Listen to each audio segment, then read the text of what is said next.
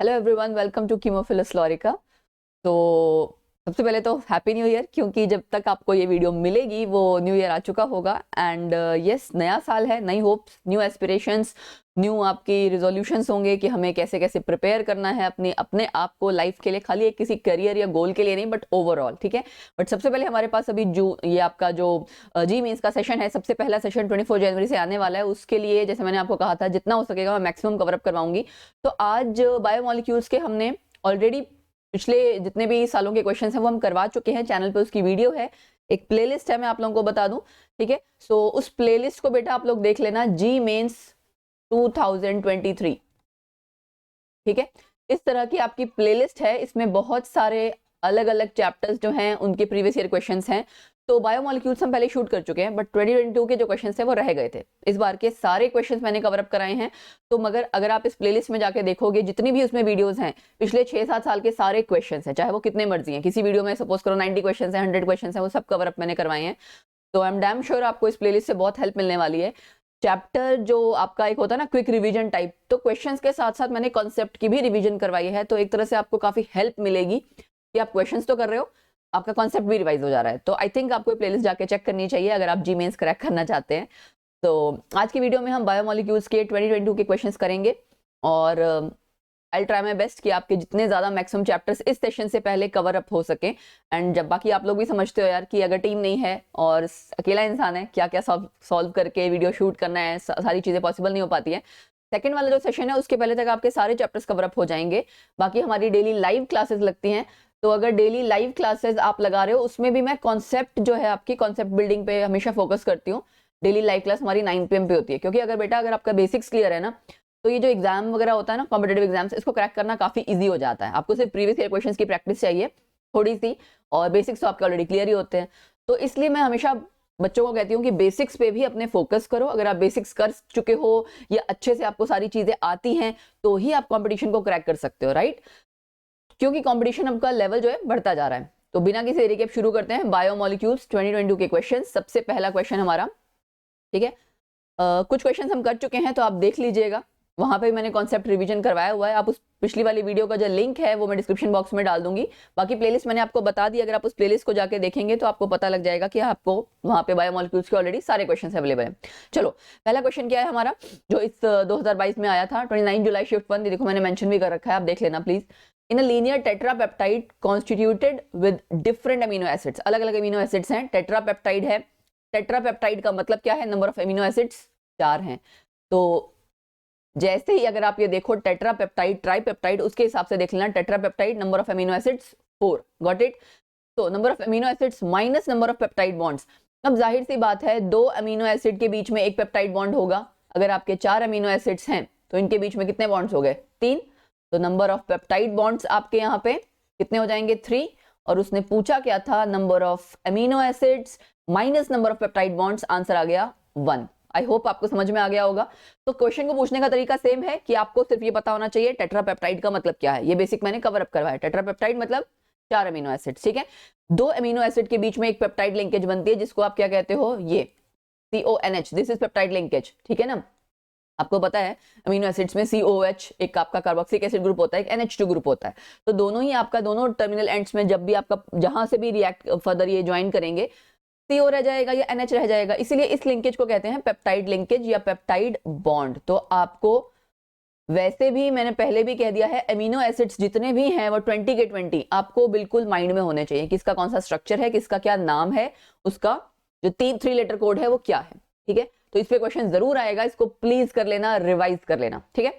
और अगर मुझे मौका मिला तो अमीनो एसिड्स की एक शॉर्ट वीडियो क्विक जो आपका कैसे उसको मेमोराइज करें निमोनिक टाइप, वो मैं जरूर बनाऊंगी अगर मुझे टाइम लगा, ऑब्वियसली, क्योंकि टाइम की सबसे ज्यादा शॉर्टेज है। एनीवेज, नेक्स्ट क्वेश्चन है हमारा, ये आपको स्ट्रक्चर नजर आ रहे हैं, ठीक है। तो एक क्वेश्चन आपका अमीनो एसिड्स वाले में से, पेप्टाइड प्रोटीन्स वाले पार्ट में से आता है। एक क्वेश्चन से आपका यहाँ पे जो कि ग्लूकोज वाले पार्ट में या फ्रक्टोज यानी कि कार्बोहाइड्रेट्स में से आता है, कि आपको स्ट्रक्चर बहुत अच्छे से आने चाहिए। आप देख सकते हो, for the given below given जो आपका स्ट्रक्चर है, साइक्लिक हेमी एसिटल गिवन है। हेमी एसिटल हेमी कीटल क्या होता है वो पता होना चाहिए। ये जो आपका जैसे नॉर्मली आप स्ट्रक्चर लिखते हो ना, इस तरह से CHO, सपोज करो अगर मैं ग्लूकोज की बात करूं, this is your structure 1 2 3 4 5 6 CH2OH, ठीक है। यहाँ पे आप एच मेंशन करते हो, राइट। तो आपका ये जब कहां से किसके साथ ज्वाइन कर रहा है, इस वाले के साथ कैसे, ये आपको मतलब नॉर्मल स्ट्रक्चर से साइक्लिक स्ट्रक्चर कन्वर्ट करना आना चाहिए, ठीक है।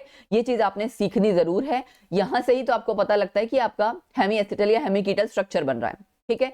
उसके बाद आप उसका हैवर्थ प्रोजेक्शन जो स्ट्रक्चर बनाते हो, ये आपका 6 वाला होता है पैरानोज स्ट्रक्चर, ठीक है। एंड जो 5 वाला होता है ऐसे वाला, उसको हम क्या कहते हैं, फ्यूरानोज स्ट्रक्चर।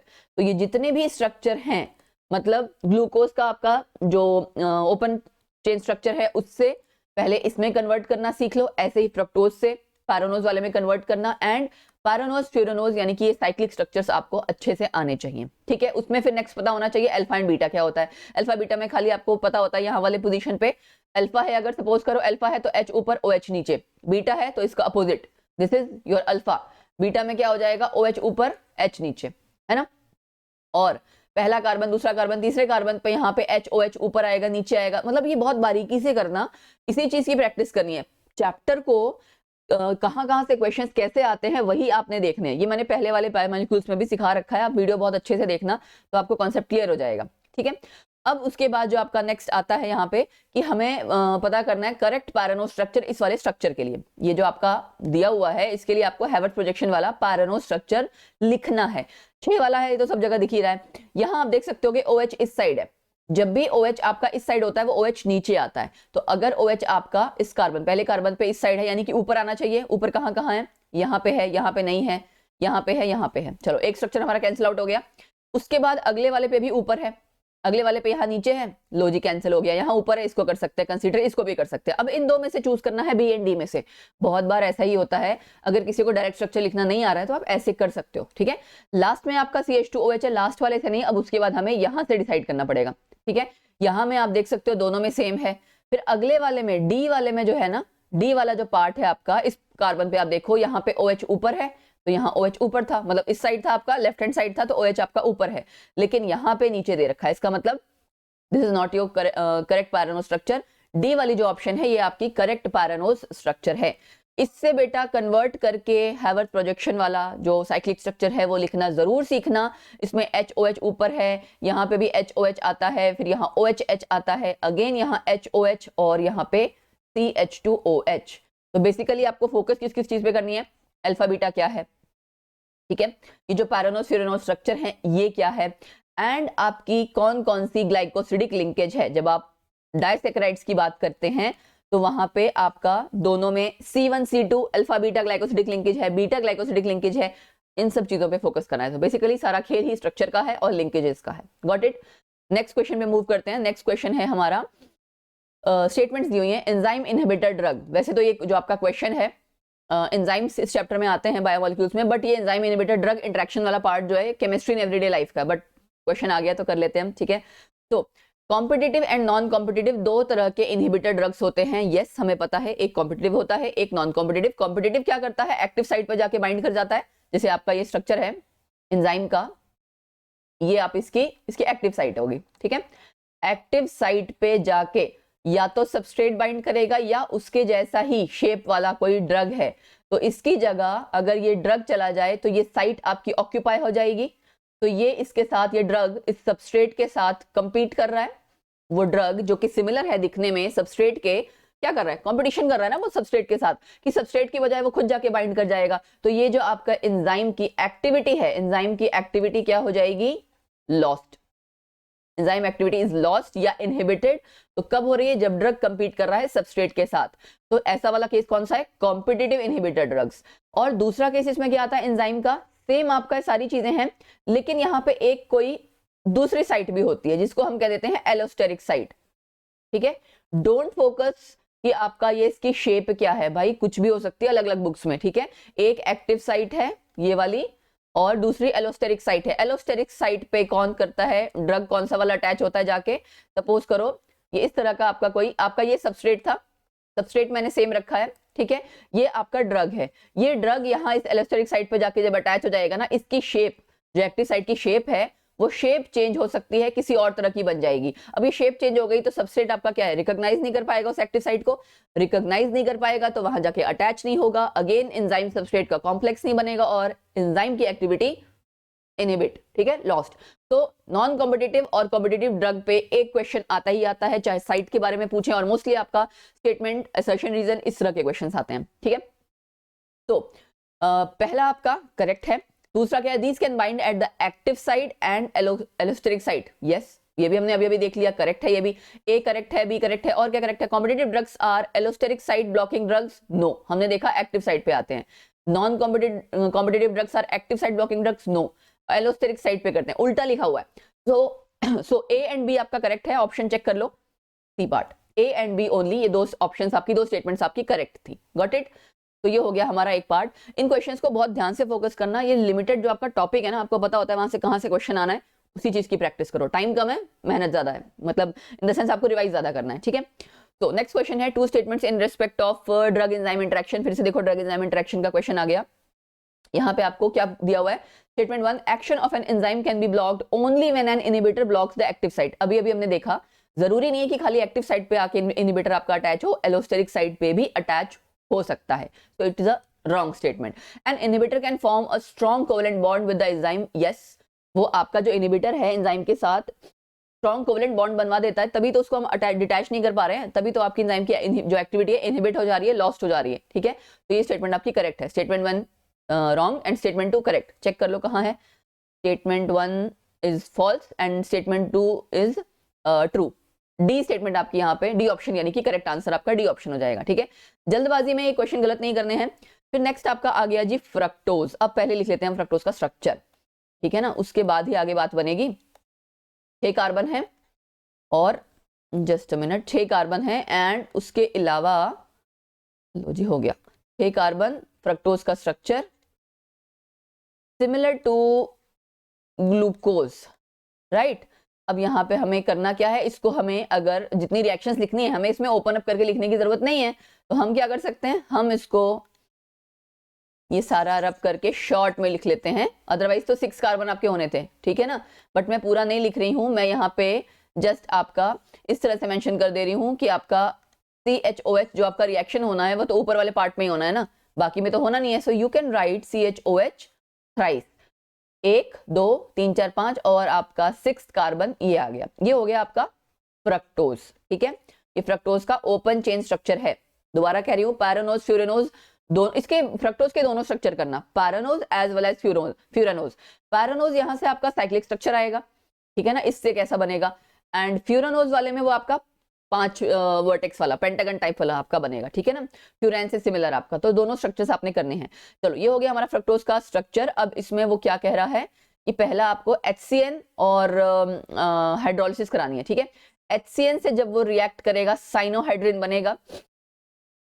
साइनोहाइड्रिन बेटा आपका ये तो सेम रहेगा, बाकी नीचे का भी पार्ट आपका सेम रहेगा, क्योंकि साइनोहाइड्रिन आपका जो एल्डिहाइडिक जहां पार्ट है या कीटोनिक पार्ट है वहीं पे अटैच करेगा। तो यहाँ आपका CN लग गया और यहाँ पे आपका लग गया OH, ठीक है। साइनोहाइड्रिन एल्डिहाइड्स वाले चैप्टर में भी आपने पढ़ा होगा, ये आपका सेम जो आपका C और O है ना, इसमें आपका होता क्या है बेसिकली, C और O में इसके ऊपर पार्शियल नेगेटिव, इसके ऊपर पार्शियल पॉजिटिव चार्ज, तो इस पार्शियल पॉजिटिव चार्ज पे आपका CN लग जा रहा है, इसके साथ H लग जा रहा है। This is your basically cyanohydrin which is creating over here. तो आपका साइनोहाइड्रिन बन गया ये। साइनोहाइड्रिन के बाद जनाब अगला क्या दे रखा है, हाइड्रोलिसिस है, राइट।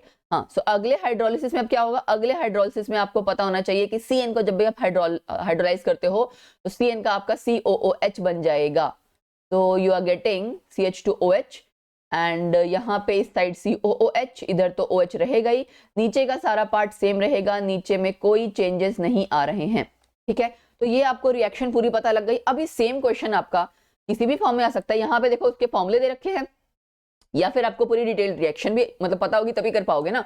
अब इसका आप ओवरऑल फॉर्मूला निकाल लो, कितना है यहाँ पे, C1 2 3 4 5 6 7, C7 वाले आपके जो भी हैं सारे C7 हैं, ठीक है। और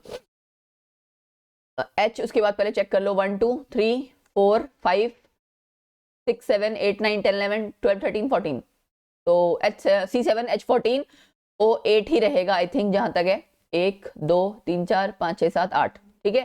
तो इसमें से आपके ये कट हो गया, ठीक है, ये तो पूरा कट हो गया, इसके अलावा ये भी कट हो गया, C7 H14O8, इन दो में से आपको पता करना है। इसके लिए आपकी दूसरी रिएक्शन अब करनी पड़ेगी। दूसरी रिएक्शन क्या है? ये वाली, ये जो है ना आपकी सोडियम बोरोहाइड्राइड, ये आप देख सकते हो HI इन प्रेजेंस ऑफ ये रेड फॉस्फोरस है। तो ये आपका जब भी रिएक्ट करेगा रिडक्शन करता है। यहाँ पे क्या प्रोसेस कौन सा होगा? रिडक्शन। रिडक्शन बनेगा तो 6 कार्बन से हमेशा क्या बनता है? N hexane. ये आप ध्यान रखना, HI वाला जो है ये आपका रिडक्शन जब होता है, ग्लूकोज से भी ऐसा पूरा एनहेक्सेन बनेगा, फ्रक्टोज से भी एनहेक्सेन बनेगा। ठीक है, तो आई थिंक आपको ध्यान रखना है, एनहेक्सेन बन गया। एनहेक्सेन में अब आपको, ये तो आपका ए बना था, राइट, और इस एक हो गया आपका, ये आपका बी बना है, एनहेक्सेन।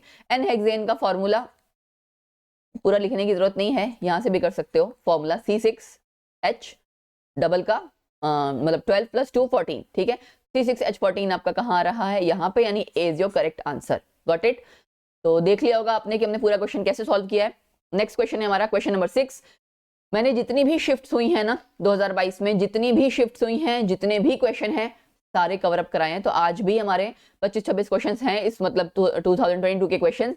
एंड उसके अलावा बायोमोलिक्यूल्स के जो पिछली वाली वीडियो है उसमें भी आप देखोगे इन सारे क्वेश्चंस की अगर कोई बच्चा प्रैक्टिस कर लेता है तो बहुत कुछ उसको ऑलरेडी पता लग जाएगा। ठीक है, चलो जी, अब यहाँ पे आपने क्या करना है, एक शुगर है कोई x, dehydrates very slowly under acidic condition, चलो, to give furfural which on further reaction with resorcinol। अब किसी को अगर पता होगा, एक टेस्ट है होता है सेलिवेनॉफ टेस्ट। सेलिवेनॉफ टेस्ट में आपका रिसोर्सिनॉल यूज होता है। ठीक है, तो अब जिसने पढ़ रखा है उसको पता होगा, इस पे क्वेश्चन पहले भी आ रखा है। सेलिवेनॉफ टेस्ट में रिसोर्सिनॉल यूज होता है बेटा, एंड उसमें आपका आप एल्डोपेंटोज या मतलब एल्डोज या कीटोज में आप इसको आप डिस्टिंग्विश कर रहे होते हो। तो यहाँ मैं बता देती हूँ पहले, तो आंसर आपका ए है, लेकिन किया कैसे हमने, क्योंकि बाकी तो यहाँ पे कुछ है नहीं था ना ऐसा। एल्डोपेंटोज में फर्फ्यूरल की बात हो रही है ना, यहाँ से पता लगा। अब आप देखिए कि रिएक्शन क्या है। एल्डोपेंटोज लिया हमने, ठीक है, उसने क्या किया, कहा है कि पहले आप उसको डिहाइड्रेट्स करोगे एल्डिहाइडिक कंडीशन में। ठीक है, तो अगर आपने एल्डिहाइडिक कंडीशन में डिहाइड्रेशन की उसकी, उसके बाद जो बनेगा दैट इज फर्फ्यूरल। अब फर्फ्यूरल का स्ट्रक्चर, ठीक है जी, ये फ्यूरैन जैसा ही दिखेगा, यहाँ पे CHO लगा होगा। अब इसके बाद आप रिसोर्सिनॉल के साथ उसको ट्रीट करोगे। रिसोर्सिनॉल कल वाला ही जो लाइव क्लास ली थी ना उसमें मैंने कराया था, कल वाली नहीं शायद, रिसेंटली मैंने रिसोर्सिनॉल वगैरह हम जब स्ट्रक्चर्स कर रहे थे GOC के स्ट्रक्चर्स वगैरह में मैंने बताया था। तो मैंने कहा था ना स्ट्रक्चर्स का बड़ा रोल है, तो इसीलिए कहा था कि GOC नॉमेनक्लेचर स्ट्रक्चर्स क्या है ये सब पता होना चाहिए, तभी आपको पता लगेगा कि क्या है। फिर भी मैं यहाँ ड्रॉ कर दे रही हूँ, that's why I always say basic पे फोकस करो। दिस इज योर रिसोर्सिनॉल, ठीक है ना, पता रहे आपको। अब इसके बाद बेटा जो आपका नेक्स्ट बनता है वो कंपाउंड याद रह जाता है जी, तो बहुत अच्छी बात है, बट जरूरी नहीं है कि याद रह जाए, क्योंकि इतने सारे स्ट्रक्चर्स हैं कि दिमाग में सारे स्ट्रक्चर्स बैठ नहीं पाएंगे। ठीक है ना, तो नेक्स्ट जो आपका यहाँ पे स्ट्रक्चर बन रहा है वो मैं आपका ड्रॉ कर दे रही हूँ, राइट। ये आपका जो कंपाउंड बनेगा इसका एक कलर आता है चेरी रेड कलर का, मतलब रेड जैसा एक कलर आता है, ठीक, और यहाँ पे डबल बॉन्ड आएगा, यहाँ पे ऑक्सीजन आएगा। ठीक है, तो इसका आपका चेरी रेड कलर आता है, एंड चेरी रेड कलर आते ही आपको ये जो टेस्टिंग है ये कंफर्म हो जाती है कि अच्छा भाई एल्डोपेंटोज है यहाँ पे, एंड चेरी रेड कलर, ठीक है, मतलब this shows positive test for Seliwanoff. जो आपका पॉजिटिव रिस्पॉन्स है ना सेलिवेनॉफ्ट टेस्ट के लिए, ये शो कर रहा है। तो यहाँ से आपको पता लगा कि एल्डोपेंटोज होगा ये, ठीक, फर्फ्यूरल से पता लग रहा पेंटोज है। एल्डोज और कीटोज में ये बेसिकली डिस्टिंग्विश करने के लिए यूज होता है टेस्ट। तो आंसर आपका आ गया ए, क्वेश्चन नंबर 6 हो गया हमारा। देन क्वेश्चन नंबर 7, HI आपका जब भी हमने अभी जस्ट पहले अभी क्वेश्चन किया था ना कि आपका रिड्यूसिंग एजेंट है, तो इसमें कन्वर्ट कर देगा एन हेक्सेन में। अब एन हेक्सेन वाला ऑप्शन कौन सा है आपका, ए का 4th आ गया। डन। ब्रोमीन वाटर आपका क्या है, it is mild oxidising agent. ठीक है बेटा, माइल्ड ऑक्सीडाइजिंग एजेंट का मतलब क्या है कि ये क्या करेगा, जो एल्डिहाइडिक ग्रुप है ना ऊपर आपका जो ग्लूकोज होता है ये होता है ना CHO, उसके बाद CHOH आपका कितने टाइम्स होगा, क्योंकि लास्ट में आपका CH2OH है। ठीक है, तो ये 4 टाइम्स है, 4 5 6 कार्बन हो गया। इस वाले पार्ट को ब्रोमीन वाटर आपका, अगर मैं इसको ट्रीट करूं ब्रोमीन वाटर से, तो ये जो ऊपर वाला पार्ट है COOH में कन्वर्ट हो जाता है, बाकी सारा आपका सेम रहता है। ठीक है, एवरीथिंग सेम। तो इस वाले को हम बोलते क्या है, मतलब इस कंपाउंड को ग्लूकोनिक एसिड। ठीक है जी, तो ये हो गया आपका फर्स्ट, बी का आपका हो गया फर्स्ट। ठीक, then after that glucose plus acetic anhydride, यहाँ से आपका बन जाएगा glucose penta acetate. Penta acetate, जहां जहां OH लगा है सब जगह एसीटेट हो जाएगा, ठीक है, पेंटा एसीटेट। तो ये हो गया आपका सी का सेकंड। क्या रह गया है, ग्लूकोज प्लस HNO3, ये आपका स्ट्रॉन्ग ऑक्सीडाइजिंग एजेंट है। अब स्ट्रॉन्ग ऑक्सीडाइजिंग एजेंट का काम क्या है, ऊपर भी COH आ जाएगा और नीचे वाला जो आपका CH2OH है वहां पे भी COOH आ जाएगा और इसे हम कहते हैं सैकरिक एसिड। तो जो इसकी रिएक्शंस है ना ग्लूकोज की, इस पे बहुत क्वेश्चन आ जाते हैं। सो डी में आपका ऑप्शन कौन सा आ गया, थर्ड।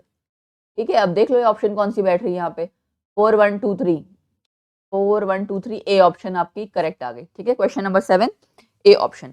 उसके बाद नेक्स्ट क्वेश्चन है हमारा ये आपका क्वेश्चन देखो फिर से कैसा आ गया, स्ट्रक्चर्स पे बेस्ड है ना, डायरेक्ट क्वेश्चन तो नहीं पूछा। Which of the following is reducing sugar. अब इन चारों में से आपका रिड्यूसिंग शुगर कौन सा है वो पूछा हुआ है। ठीक, इसमें अगर मैं आपको बताऊं, जब आपका बेटा शुगर आपको चेक करना होता है ना, इसमें एक ऑप्शन आपका बहुत सिंपल सा तरीका है कि किसी भी शुगर में अगर फ्री OH ग्रुप आपको ऊपर नजर आ रहा होगा, जैसे पहले वाले कार्बन पे बेसिकली यहाँ पे OH आपका फ्री नहीं है, यहाँ पे आपका जो ये वाला है पार्ट ना, ये आपका बट बेसिकली जो है सपोज करो इधर नहीं है, ये वाला आपका OH ये फ्री नहीं है, फ्री मतलब अकेला OH ग्रुप। ठीक है, तो इफ एनी शुगर, मैं लिखवाई देती हूँ आपको, if any sugar is having free OH group, ठीक है, फ्री मतलब अकेला OH ग्रुप होगा, फ्री OH ग्रुप, ये आपका जस्ट आई वाज लाइक ये रब क्यों नहीं हो रहा है। तो if any sugar is having free OH group, उसमें आपका क्या होगा और कहाँ पे होना चाहिए, at anomeric carbon. Anomeric carbon मतलब C1 कार्बन, एनोमेरिक कार्बन का मतलब क्या है, C1 कार्बन पे होना चाहिए, तब जाके आपका क्या होगा, वो रिड्यूसिंग शुगर होगा, then it will be a reducing sugar, then it will be a reducing sugar. Got it. और वैसे भी आपको पता है रिड्यूसिंग शुगर के एग्जांपल्स हम लोग पहले भी कर चुके हैं, जितने भी मोनोसेक्राइड्स हैं, ठीक है, ऑल मोनोसेक्राइड्स एंड डाइसेक्राइड्स में भी except sucrose, all monosaccharides and disaccharides except sucrose, ये आपके सारे रिड्यूसिंग हैं, जो कि टॉलेंस रिएजेंट, फेलिंग सॉल्यूशन सबको रिड्यूस करते हैं, राइट। एंड पॉलीसेक्राइड्स आपके सारे नॉन रिड्यूसिंग हैं, और पॉलीसेक्राइड्स एंड सुक्रोज ये आपके सारे नॉन रिड्यूसिंग है। तो यहाँ पे OH ग्रुप आपका नजर आ रहा है आपको, फ्री है, यहाँ नहीं है, यहाँ भी आपका फ्री नहीं है, यहाँ भी फ्री नहीं है, मिथॉक्सी ग्रुप है सब जगह, ये वाला भी फ्री नहीं कंसिडर किया जाएगा। ठीक है, तो इसलिए ये तो आपका वैसे भी अगर आप ध्यान से देखोगे ना, तो ये आपका सुक्रोज है। ठीक है, sucrose in the sucrose 1 2 3 4 5 carbon है। ठीक है, नहीं इट्स नॉट आपका, ये तो फ्रक्टोज हो गया, 1 2 3 4 5 नहीं, सुक्रोज नहीं है, बट ये है कि एटलीस्ट यहाँ पे OH आपका फ्री नहीं है। तो इन चारों में से जो एक ही ऑप्शन नजर आ रही है हमारी कि कार्बन 1 पे जो OH ग्रुप फ्री हो वो ए ऑप्शन है। तो रिड्यूसिंग शुगर को चेक करने के लिए सबसे सिंपल तरीका ये फंडा अप्लाई करना है, बड़े आसानी से आप निकाल लोगे। एग्जाम्पल बाकी आपको सपोज करो, अब आपको एग्जाम्पल पता है कि सुक्रोज नहीं है, तो सुक्रोज का स्ट्रक्चर पता होना चाहिए। सुक्रोज में आपका क्या है, ग्लूकोज प्लस फ्रक्टोज, और ग्लूकोज फ्रक्टोज भी कौन सा है, इनसे आपका क्या बनता है, सुक्रोज। ग्लूकोज फ्रक्टोज कौन सा है, ये अल्फा है, ये बीटा है, राइट। तो ये आपको पता होना चाहिए, ये आपका प्लस वाला है, ये आपका माइनस है, ये बारीक बारीक जो चीजें हैं इनके हिसाब से ऑप्शंस वो चेंज करते हैं।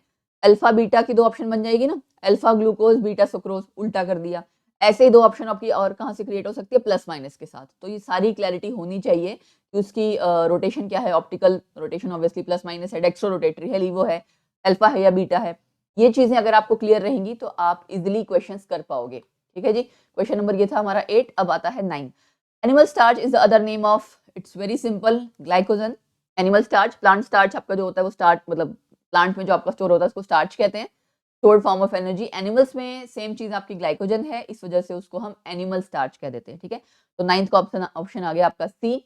Next question, during the denaturation of proteins. Denaturation of proteins का क्या है कि उसके जो सारा स्ट्रक्चर है ना, primary structure, secondary structure, tertiary structure, ये सब हमने पढ़ रखा है ना, राइट। तो डीनेचुरेशन ऑफ प्रोटीन्स में क्या है, जो उसका एक पर्टिकुलर स्ट्रक्चर है जिसके कारण एक प्रोटीन की, एक एंजाइम की पर्टिकुलर एक्टिविटी होती है वो खराब हो जाती है। क्यों खराब हो जाती है, क्योंकि जो उसका स्ट्रक्चर है वो डीटैंगलिंग हो जाता है। जैसे आपका फोल्ड हो रखा है ना, आपका ग्लोबुलर प्रोटीन, फाइब्रस प्रोटीन आपने पढ़ रखा है, तो ग्लोबुलर प्रोटीन आपका कन्वर्ट हो जाता है फाइब्रस में एंड फर्दर आपका कोएगुलेशन हो जाती है। सो बेसिकली कोएगुलेटेड प्रोटीन यही आपका क्या होता है, डीनेचर्ड प्रोटीन। और ये डीनेचर्ड प्रोटीन की प्रॉब्लम क्या है कि जो इसकी एक पर्टिकुलर एक्टिविटी थी, ठीक है ना, जो आपकी पर्टिकुलर उसकी एक्टिविटी है that is lost, right. So enzyme भी आपका ना टर्शियरी स्ट्रक्चर में जो प्रेजेंट होता है, मेनली प्रोटीन का टर्शियरी स्ट्रक्चर, उसी फॉर्म में एंजाइम आपका काम कर रहा होता है। तो आपने स्ट्रक्चर्स अच्छे से करने हैं। अब इसमें मेन चीज क्या है, हमेशा याद रखो which of these structures will remain intact. जब भी आपकी डीनेचुरेशन होती है, सेकेंडरी टर्शियरी सब चला जाता है, एक प्राइमरी ही है जो हमेशा रहेगा। प्राइमरी क्या है basically, structure sequence of amino acids, right, कि अमीनो एसिड्स किस सीक्वेंस में अरेंज हैं उसे आप कहते हो प्राइमरी स्ट्रक्चर। उसके बाद वो फोल्ड हो जाते हैं थोड़े, सेकेंडरी। सेकेंडरी और अगर फोल्ड अप हो जाता है तो आपका टर्शियरी आता है, ठीक है। क्वार्टनरी में आपका क्या है, क्वार्टनरी में दो सब यूनिट्स हैं, कि मतलब आपकी जैसे एक पॉलीपेप्टाइड चेन है ना, तो दो पॉलीपेप्टाइड चेन होंगी, वो दोनों सब यूनिट्स आपस में कैसे अरेंज है, उनमें आपस में कैसी अरेंजमेंट है, that is basically quaternary structure. तो प्रोटीन्स एंड कार्बोहाइड्रेट्स में मैं जहां जहां से क्वेश्चन बन रहा है आपको बता चुकी हूँ। अमीनो एसिड्स सारे याद रखने हैं और पेप्टाइड लिंकेज के बारे में पता होना चाहिए। देन आपका आता है ये अमीनो एसिड्स वाला पार्ट हो गया एक, मतलब ये डीनेचुरेशन प्रोटीन पे क्वेश्चन आ गया। स्ट्रक्चर्स थोड़े से सुपरफिशियल, मतलब बहुत डिटेल में नहीं जाना है, बहुत सिंपल सा चैप्टर है जिसमें से डायरेक्ट क्वेश्चन आता है, ठीक है। ओके, सो ये हो गया हमारा क्वेश्चन नंबर 10, आंसर हो गया ए। अब हम चलते हैं नेक्स्ट क्वेश्चन पे, question number 11। Glycosidic linkage of C1 of alpha glucose and C2 of beta fructose is found in, अभी मैंने थोड़ी देर पहले ही बताया था, राइट, कि आपका ग्लूकोज अल्फा है, बीटा आपका फ्रक्टोज है, और इनमें आपस में C1 C2 ग्लाइकोसिडिक लिंकेज है। ग्लाइकोसिडिक लिंकेज कौन सी वाली, C1 अल्फा C2 बीटा, ये आपका ग्लूकोज का है, ये आपका फ्रक्टोज का है, ठीक है ना। तो ये आंसर हो गया बी। सेम देख रहे हो आप, क्वेश्चन बार बार रिपीट हो रहे हैं अलग अलग तरीके से। Next question, sugar moiety in DNA and RNA. DNA और आरएनए में, इनमें आपका तीन चीजें प्रेजेंट होती हैं डीएनए में। एक आपको पता है शुगर, एक आपका क्या होता है नाइट्रोजिनस बेस, है ना। नाइट्रोजिनस बेस में क्या है, प्यूरिन पिरिमिडीन, पता है ना आपको, प्यूरिन्स एंड पिरिमिडीन्स, ये दो प्रेजेंट होते हैं, मतलब इनमें से ऑब्वियसली कुछ प्रेजेंट होता है कुछ नहीं होता है। तीसरा आपका फॉस्फेट ग्रुप होता है। तो ये क्लैरिटी होनी चाहिए कि क्या क्या चीजें प्रेजेंट है, कहाँ कहाँ उसकी लिंकेज है, और उस लिंकेज को, उस बॉन्ड को क्या कहते हैं। जैसे आपको जो फॉस्फेट ग्रुप जुड़ा होता है, सपोज करो ये आपकी शुगर मोइटी है, शुगर मोइटी हम ऑब्वियसली पेंटोज शुगर होता है, आई थिंक इसको हमें रब करना ही पड़ेगा, लो जी। तो ये आपकी शुगर मोइटी है, यहाँ से आपका ये बेस पार्ट यहाँ अटैच होता है, ठीक है, बेस यानी कि आपका कोई भी प्यूरिन या पिरिमिडिन, और इधर आपका फॉस्फेट ग्रुप अटैच होता है, ये ऐसे। तो अब ये जो लिंकेज है इसे हम क्या कहते हैं, फॉस्फोडाइस्टर लिंकेज, ठीक है। तो ये सारी लिंकेज पता होनी चाहिए। ये क्या है यहाँ पे, ग्लाइकोसिडिक लिंकेज। तो लिंकेजेस का नाम पता होना चाहिए, किस कार्बन पे अटैच है वो। यहाँ ये C1 पे अटैच है, ये इधर C4 आपका आ जाता है, C4 या C5 आएगा I think, right, no no C4 है, C4 राइट, C5 का CH2OH तो ऊपर रहेगा ना। तो ये आपको लिंकेजेस सारी अच्छे से करनी है, बेशक एक पेज पर रिवीजन के टाइम लिख लेना, ठीक है जी। तो ये हो गया हमारा कि आपका ये डीएनए और आरएनए में मेनली मतलब उसका बेस स्ट्रक्चर कैसा है। अब उसमें फर्क क्या है डीएनए आरएनए में, डीएनए में बेटा आपको प्रेजेंट होता है जो शुगर है डीऑक्सीराइबोज, ठीक है, और यहाँ पे आपका प्रेजेंट होता है राइबोज। फॉस्फेट तो दोनों में सेम रहेगा। नाइट्रोजनस बेस में प्यूरिन्स आपके और पिरिमिडीन्स में जो फर्क है, जो आपका एडेनिन, ग्वानिन और साइटोसिन एंड थाइमिन, ये आपके चार हैं जो आपके प्रेजेंट होते हैं डीएनए में, नाइट्रोजनस बेस, और थाइमिन की जगह यूरेसिल आ जाएगा कहाँ पे, आरएनए में। इतना आपको बेसिक पता होना चाहिए, ठीक है जी। तो अब बात आती है कि इनमें से हमें ऑप्शन ढूंढना है। डिऑक्सी डिऑक्सी दोनों में गलत, दोनों में राइबोज राइबोज पहले में तुम्हें पता है डिऑक्सी राइबोज है, डिऑक्सी राइबोज पहले वाला आपके तीन ही ऑप्शन है ये, बट ये कैंसिल हो गया क्योंकि दोनों में डिऑक्सी राइबोज है, और ये भी दोनों में डिऑक्सी राइबोज कैंसिल, एक ही ऑप्शन आ रहा था सही जो कि आपका सेकेंड वाला है। अब यहाँ ध्यान क्या देना है कि दोनों ही आपका बीटा है, आपको ये ध्यान रखना है। बीटा का मतलब कि जब आप इस तरह से लिखोगे ना तो OH आपका ऊपर है, ये OH ऊपर है तभी तो यहाँ पे बेस के साथ ये बॉन्ड बना रहा है। ये बेस के साथ कहाँ है, N वाला जो है ना आपका N, बेस का आपका N है, यहाँ पे बेस का N होता है, उस N के साथ H होता है, वो H और ये OH, कहीं ना कहीं बॉन्ड जुड़ेगा कैसे ना, उसकी हेल्प से आपका यहाँ पे OH ऊपर है, बीटा है, तो ये आपको ध्यान रखना है। बीटा डी मतलब डेक्स्ट्रोन, ये बीटा डी कॉन्फ़िगरेशन, डीऑक्सीराइबोज और बीटा ही राइबोज, ठीक। ये हो गया आपका 12th क्वेश्चन। अब हम चलते हैं नेक्स्ट क्वेश्चन पे, 13। Structure of protein that is unaffected by heating, denaturation of protein, अभी अभी हमने किया ना primary structure, again same question आया हुआ है किसी दूसरी शिफ्ट में, ठीक है जी। सी पार्ट, सी इसका ऑप्शन हो गया 13th का answer. Then 14th, stability of alpha helix structure of proteins, secondary structure में बेटा दो फर्दर स्ट्रक्चर आते हैं, alpha helix and beta pleated, ठीक है। इनमें आपकी कुछ फोर्सेस हैं जिनके कारण वो जो कॉइलिंग हो रही है आपस में वो कैसे स्टेबल हो रहे हैं, तो उसके बारे में क्वेश्चन पूछा हुआ है कि stability of alpha helix structure of proteins depends upon hydrogen bonding, ठीक है। हाइड्रोजन बॉन्डिंग की जो इंटरेक्शन है, मतलब आपस में वो, जैसे आपका ये हेलिक्स है ना, ये ऐसा, तो यहाँ पे आपका CO प्रेजेंट होगा, सपोज करो ऊपर वाली पे NH है, तो इनमें आपस में हाइड्रोजन बॉन्डिंग हो जाएगी CO और NH में, तो ये आपका इनके बीच में जो हाइड्रोजन बॉन्डिंग हो रही है उसके कारण उस हेलिकल स्ट्रक्चर को स्टेबिलिटी मिलती है, तो ये हाइड्रोजन बॉन्डिंग इंटरेक्शन, यानी कि हाइड्रोजन बॉन्डिंग लिखा हो तो भी चलेगा, ठीक है। और ये आपका हो गया, अच्छा बीटा प्लेटेड में ऐसा होता है, एक रिंग है, एक मतलब वो है आपकी एक चेन है, एक दूसरी चेन है, इनमें आपस में बॉन्डिंग हो जाएगी, इसका CO इसका दूसरे वाले के NH के साथ। जस्ट अ मिनट, मैं आपको एक बार बता देती हूँ, यहाँ पे सपोज करो CO है, इसका NH लगा हुआ है, तो इनमें आपस में बॉन्डिंग हो जाएगी, ठीक है ना। तो यहाँ भी है तो हाइड्रोजन बॉन्डिंग ही, बट ये है कि आपका ये दो अलग अलग चेन्स में है, प्लीटेड स्ट्रक्चर है आपका बीटा, वो लेयर्ड जैसा स्ट्रक्चर और शीट्स बनाता है मतलब, और ये आपका हेलिकल स्ट्रक्चर है, दोनों ही आपके सेकेंडरी स्ट्रक्चर का पार्ट है प्रोटीन के, ठीक। तो ये आपको ध्यान रखना है। 14 का हो गया बी पार्ट। अब उसके बाद next question 15, okay, when sugar X is boiled with dilute H2SO4, अब क्या चीज हो सकती है वैसे, जहां तक ये सुक्रोज है, बट मैं बता देती हूँ। सुक्रोज को जब आपने C12H22O11, ठीक है, मैं क्वेश्चन पढ़ लेते हैं पहले पूरा एक बारी की, in is boiled with dilute H2SO4 in alcoholic solution, दो आइसोमर्स बनते हैं A एंड B, ये हमें पता है कि जब आप इसकी हाइड्रोलिसिस कर रहे हैं ना एसिडिक मीडियम में, ये जो H+ है that is basically dilute H2SO4, तो आपका क्या बन जाता है C6H12O6 प्लस C6H12O6, ठीक है। हमें पता है कि एक हमारा बनता है ग्लूकोज, एक हमारा बनता है फ्रक्टोज, तो A एंड B आपका क्या हो गया, ग्लूकोज एंड फ्रक्टोज हो गया, ठीक है जी, ओके। और A on oxidation with nitric acid, glucose nitric acid से हमें क्या देता है, सैक्रिक एसिड, अभी हमने थोड़ी देर पहले पढ़ा था, और B लीवर रोटेटरी, मैंने आपको थोड़ी देर पहले बताया था कि इसका माइनस होता है, इसका प्लस होता है, मतलब ऑप्टिकल रोटेशन की अगर आप बात करो, ये है आपका 52.7 डिग्री एंड ये है आपका -92.2 डिग्री, और इधर आपका 66.6 करके कुछ होता है, ठीक है।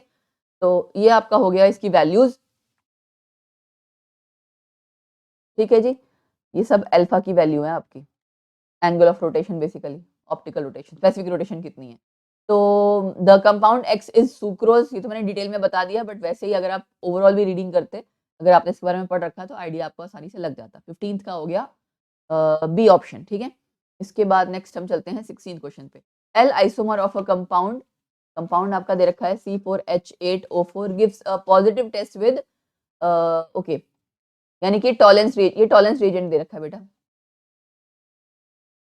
टॉलेंस रिएजेंट, इसी मोनोसेक्राइड की बात हो रही है, और यहाँ पे अगर हम देखें C4 मतलब कि आपका कोई टेट्रा, मतलब टेट्रोज, या आप जैसे पेंटोज की बात करते हैं ना, टेट्रोज पेंटोज, उसका आपके उसके रिगार्डिंग आपका कोई कंपाउंड है। Treatment of A with acetic anhydride yield triacetate derivative, compound A आपका ऑप्टिकली एक्टिव कंपाउंड बना रहा है, and compound A produces N optically active compound B and N optically inactive compound C, okay. तो यहाँ पे उसने कहा क्या है, ब्रोमीन वाटर के साथ एंड नाइट्रिक एसिड के साथ, गॉट इट। तो अब हमें यहाँ पे सबसे पहले चेक करना है कि सब में नंबर ऑफ कार्बन आइटम्स तो सेम ही है, फर्क कहाँ आ रहा है। एल आइसोमर उसने सबसे पहले कहा, एल आइसोमर का मतलब इस वाले पार्ट को देखो कि आपका ये दोनों तो हो ही नहीं सकता, क्योंकि यहाँ पे राइट हैंड साइड है, यहाँ पे भी राइट हैंड साइड है, ये दोनों कट हो गए। ए और बी ऑप्शन में से आपको चेक करना है, ए और बी ऑप्शन में से आपका या तो ये हो सकता है या ये, और उसने यहाँ पे एक ध्यान देना आपने, ट्रीटमेंट ऑफ ए, यहाँ से फर्दर जब आप मतलब इस कंपाउंड को पॉजिटिव टेस्ट दे रहा है आपका, जाहिर सी बात है, हमें पता लग गया मोनोसेक्राइड है, रिड्यूसिंग शुगर है, पॉजिटिव टेस्ट दे देगा ही, ठीक है, ये तो हमें यहाँ पे क्लियर हो रहा है कि पॉजिटिव टेस्ट देगा। लेकिन treatment of A with acetic anhydride try acetate derivative देगा, ट्राई एसिटेट डेरिवेटिव ये दोनों ही दे देंगे, 1 2 3 OH, ठीक है ना, ट्राई एसिटेट डेरिवेटिव ये दोनों दे देंगे, यहां से भी पता नहीं लगेगा। अब जो भी हमारा कंपाउंड है वो ऑप्टिकली एक्टिव कंपाउंड देता है और ऑप्टिकली इनएक्टिव कंपाउंड देता है with bromine water and nitric acid. अब हमने पहले भी किया हुआ है, जरा ना ये देखो, रुको ऐसे कर लेते हैं हम, दिस इज CH2OH। ये कंपाउंड पहले ए पार्ट मान लेते हैं। इसको अगर मैं एक बार ट्रीट करवाऊं ब्रोमीन वाटर से, और दूसरा क्या है हमारा नाइट्रिक एसिड, हमें पता है माइल्ड ऑक्सीडाइजिंग एजेंट और स्ट्रॉन्ग ऑक्सीडाइजिंग एजेंट है। ये कैसा है, ये आपका स्ट्रॉन्ग ऑक्सीडाइजिंग एजेंट है। ब्रोमीन वाटर माइल्ड है, पहले भी बता चुकी हूँ मैं। तो यहाँ पे खाली COH ऊपर आएगा, ये वाला सारा सेम रहेगा, CH2OH आ जाएगा। अब ये आपका ऑप्टिकली एक्टिव है, यस। ये जो आपका कंपाउंड बना ब्रोमीन वाटर से ट्रीट करने के बाद, जिसको कि आप नाम दे रहे हो बी, ये ऑप्टिकली एक्टिव है। स्ट्रॉन्ग ऑक्सीडाइजिंग एजेंट में आपको पता है ऊपर भी COH हो जाएगा और नीचे भी COOH हो जाएगा, और ये आपका कैसा कंपाउंड बन गया, ये आपका मीजो कंपाउंड बन गया, ठीक है ना। सी पार्ट इसने बोला था ना, सी बनेगा। और treatment with bromine water B बना, और treatment with nitric acid C बना। सी आपका ऑप्टिकली इनएक्टिव है। क्यों है इनएक्टिव, क्योंकि मीजो कंपाउंड है इंटरनल कंपनसेशन के कारण। तो यानी हमें पता लग रहा है इन दोनों में से ऑप्शन आपकी ए करेक्ट आ रही है। इसमें तो आपका बनता ही ना बेटा मीजो। मीजो में क्या होता है, प्लेन ऑफ सिमेट्री है एग्जैक्टली, अपर हाफ सेकंड और लोअर हाफ जो है एक दूसरे को उसकी जो रोटेशन है कैंसिल आउट कर देती है। तो यहाँ से हमें क्लियर हो गया कि कंपाउंड हमारा ए आएगा, ठीक है। अब यहाँ पे देखो बेसिक नॉलेज और उसकी ऑप्टिकल आइसोमेरिज्म की पता होनी जरूरी थी, अगर नहीं पता होता तो बच्चा नहीं कर पाता। इनके बाद अब 17th question, maltose has 2 alpha D glucose units linked at C1 and C4 and it's a reducing sugar। reducing sugar है, ये तो हमें पता ही है ना, reducing sugar है, ये तो हमें पता है, करेक्ट है। 2 ग्लूकोज इसमें प्रेजेंट होते हैं, दोनों अल्फा है, ये भी करेक्ट है। C1 C4 लिंकेज है, ये भी करेक्ट है। अच्छा अब आगे, maltose has 2 monosaccharides alpha D glucose and beta D glucose C1 C6। ये तो पूरा ही सेंटेंस गलत हो गया, ठीक है ना। नॉन रिड्यूसिंग नहीं है, ये हमें क्लियरली पता ही। हो सकता है किसी बच्चे को ये ना पता हो, लिंकेज ना पता हो, बट ये तो पता है ना। बट अब आपको ध्यान रखना है कि माल्टोज में 2 आपके अल्फा डी ग्लूकोज हैं। माल्टोज जब आपका हाइड्रोलिसिस करेगा, हाइड्रोलिसिस प्रोडक्ट्स जो आएंगे, 2 ग्लूकोज यूनिट्स आएंगी, दोनों ही अल्फा हैं। C1 C4 आपकी अल्फा ग्लाइकोसिडिक लिंकेज है यहाँ पे, ठीक है। मैं आपको बार बार कह रही हूँ, इस सब में लिंकेज वगैरह बहुत अच्छे से करना। C1 C4 alpha glycosidic linkage, तो यानी statement 1 true and statement 2 is false. तो option is C, question number 17 C आ गया, ठीक। Then okay, number of oxygen present in a nucleotide formed from a base that is present only in RNA, ठीक है। यानी कि आपको nucleotide पूरा लिखना पड़ेगा। न्यूक्लियोटाइड क्या होता है, तीनों चीजें प्रेजेंट हो जब, मतलब फॉस्फेट ग्रुप भी प्रेजेंट हो, प्लस आपका शुगर भी है, प्लस आपका बेस भी है, ठीक है। तो ये आपका क्या हो जाएगा, न्यूक्लियोटाइड। अगर खाली सिर्फ ये 2 चीजें हैं तो न्यूक्लियोसाइड बनता है, ठीक है। अब हमें यहाँ पूरा स्ट्रक्चर लिखना है। तो स्ट्रक्चर लिखने के लिए मैं आपको, क्योंकि ऑक्सीजन आइटम तभी गिन पाओगे ना आप। ऑक्सीजन आइटम के लिए यहाँ पे आपका H आ गया, दिस इज योर HOH। क्या है आपका, RNA का है ना, तो आपका राइबोस शुगर होगा। डिऑक्सी में ये ऑक्सीजन नहीं होता है, डिऑक्सीराइबोज में ये वाला ऑक्सीजन गायब हो जाता है, H हो जाता है, ठीक है। यहाँ आपका आ गया जी CH2, ठीक। तो फॉस्फेट ग्रुप भी आ गया हमारा, एंड हमें जो यहाँ पे बेस अटैच करना है that is N, double bond oxygen, इधर भी N आता है, सिंगल यहाँ पे डबल बॉन्ड ऑक्सीजन। ये बेसिकली आपका क्या है, जो ये कंपाउंड है that is, just a minute, NNH, ठीक। और ये NH यहाँ पे था, इधर वाला भी ये NH है, ठीक है ना। तो आपके बॉन्ड आ गए, ओके। This is uracil. इनमें आपके ए डी कहाँ से आ गया, AG आना था। A adenine, guanine, cytosine, thymine, uracil, इनके पांचों के स्ट्रक्चर्स आने चाहिए, ठीक है ना। तो ये हो गया आपका यूरेसिल। और अब इसमें ऑक्सीजन गिन लो, 1 2 3 4 5 6 7 8 9, 9 ऑक्सीजन एटम, 9 इसका आंसर हो गया। अब स्ट्रक्चर नहीं आता होगा तो क्वेश्चन नहीं कर सकते थे। क्वेश्चन नंबर 19, इन्वर्टेज का क्या काम है। इन्वर्ट शुगर, ध्यान है आपको सब लोगों को, इन्वर्ट शुगर हम किसको कहते हैं, इन्वर्ट शुगर आपका होता है सुक्रोज को कहा जाता है। इन्वर्टेज आपका किस पे काम करता है, इन्वर्टेज यहाँ पे आप अगर आप देखोगे ना, किधर गया, केन शुगर, हाँ ये रहा केन शुगर, सुक्रोज लिखा होगा या तो, या केन शुगर लिखा होगा, ठीक है।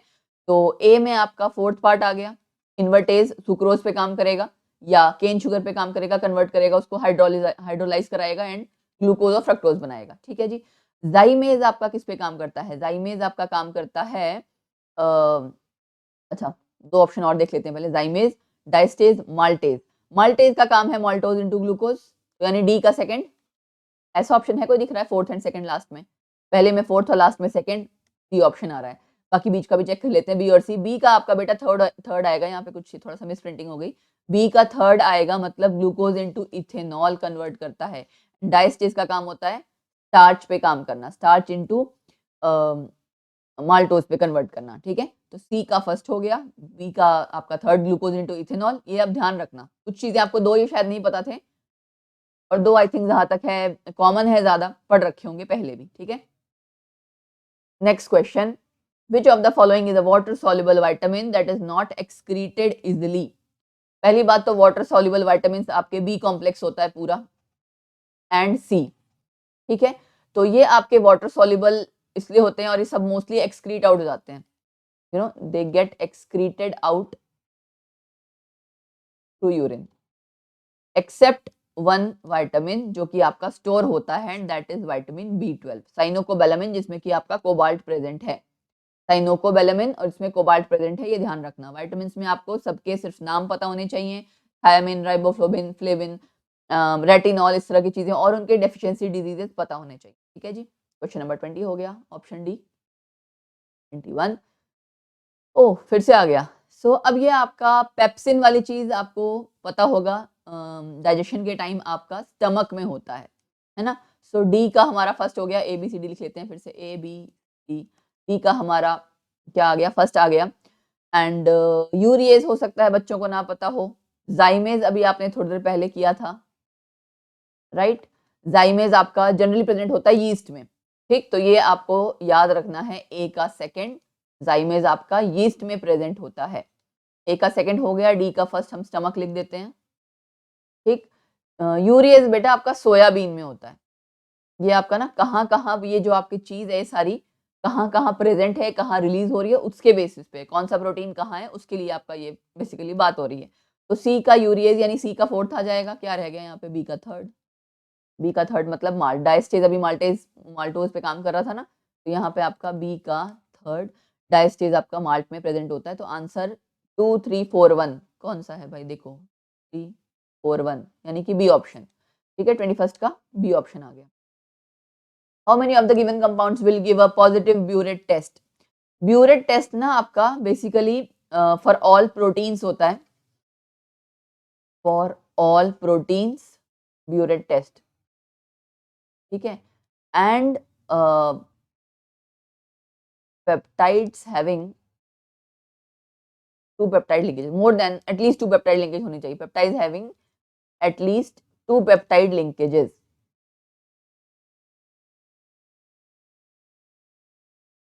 ठीक है जी। अब यहाँ पे आंसर क्या हो जाएगा, ये तो अकेला अमीनो एसिड है, ये नहीं हो सकता। यहाँ पे दो ही अमीनो एसिड्स हैं तो एक पेप्टाइड लिंकेज है, ये भी नहीं हो सकता। ट्राइपेप्टाइड में दो पेप्टाइड लिंकेज है, ये हो सकता है। एंड ब्यूरेट में आपका ब्यूरेट टेस्ट वो देता ही है।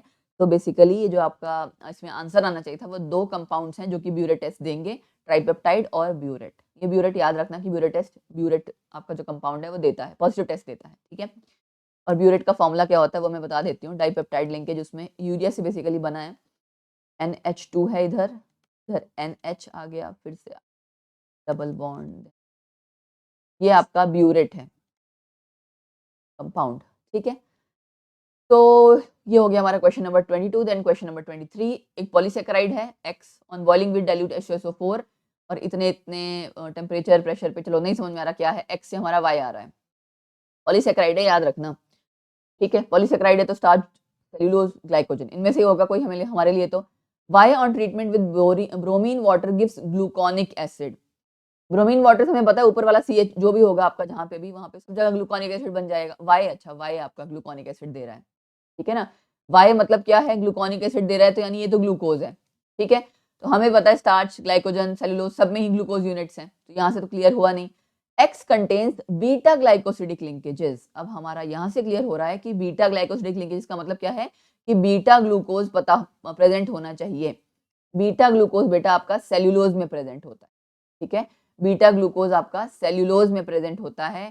तो आंसर यहाँ पे क्लियर हो गया, स्टार्च में आपका अल्फा ग्लूकोज होता है, अल्फा ग्लाइकोसिडिक लिंकेज होगी उसमें, ठीक है ना। तो दिस इज ऑल अबाउट आपका 23rd का आंसर आ गया बी पार्ट, क्योंकि बीटा ग्लूकोज लिंकेज है। In alanine, glycyl, leucyl, alanine, valine, the number of peptide linkages. 1, 2, 3, 4, 5, 5 amino acids हैं। तो पहला क्वेश्चन भी हमारा ऐसा ही था ना कुछ, 5 अमीनो एसिड्स हैं, तो पेप्टाइड लिंकेजेस कितनी हो जाएंगी? 4 पेप्टाइड लिंकेजेस। हर 2 कंपाउंड के बीच, हर 2 अमीनो एसिड के बीच में एक पेप्टाइड लिंकेज। तो आंसर आपका आ गया, नंबर ऑफ पेप्टाइड लिंकेजेस 4। ठीक है, 24th हो गया। असर्शन रीजन आ गया।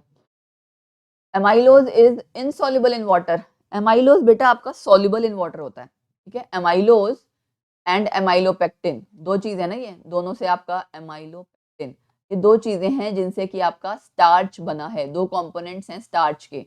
एमाइलोज आपका वाटर सॉल्युबल है और एमाइलोपेक्टिन वाटर इनसॉल्युबल, क्योंकि ये हाईली ब्रांच्ड होता है। ठीक है, तो आपका ये पहला वाला लाइन गलत हो गया, असर्शन रॉन्ग हो गया। Amylose is a long linear chain molecule and with more than 200 glucose units, ये चलो करेक्ट है। तो असर्शन रॉन्ग हो गया, रीजन करेक्ट हो गया। तो अब देख लो ऑप्शन, असर्शन सी नहीं, हाँ डी ऑप्शन आ जाएगा इसका आंसर। ठीक है, करेक्ट। तो this was all about biomolecules. जो आपके 2022 के जो क्वेश्चंस थे हमने सारे कवर अप कर लिए हैं। अब इसके अलावा जो भी स्टूडेंट्स हैं, मैं आपको बता दूं 2022 के अलावा बायोमोलिक्यूल्स की ऑलरेडी एक वीडियो है। ठीक है, प्रीवियस ईयर क्वेश्चंस की, बायोमोलिक्यूल्स की प्रीवियस ईयर क्वेश्चंस की ऑलरेडी वीडियो है। वो आपकी कहाँ पे है? जी मेंस में। जी मेंस 2023 एक प्लेलिस्ट है, इसको आपको जाके जरूर देखना है। इस प्लेलिस्ट को आप लोग देखिए, इसमें बहुत सारे चैप्टर्स में आपके प्रीवियस क्वेश्चंस दिए हुए हैं, स्ट्रेटजी दी हुई है, काफी सारी चीजें उस प्लेलिस्ट में।